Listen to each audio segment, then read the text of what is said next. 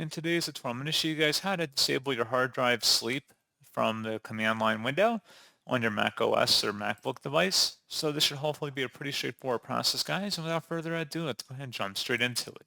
So all you have to do is select the search icon to open up Spotlight, and then you want to search for terminal. And the best results should come back with terminal here. Just go ahead and open that up. And then once you have the terminal open, you want to type in exactly what I'm about to type in here. And it's going to be sudo space PMSET space -A space disk sleep, all one word. Disk sleep is one word, space 0. The number 0, don't spell out 0.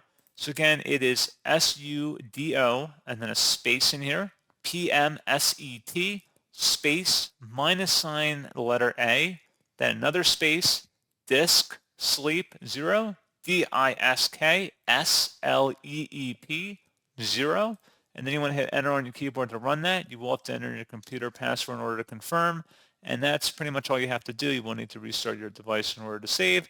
So when you set the disk sleep timer to 0, it's going to set it to never for all power modes basically, and that's pretty much it. So as always, thank you for watching this brief tutorial. I do hope that I was able to help you out, and I do look forward to catching you all in the next tutorial. Goodbye.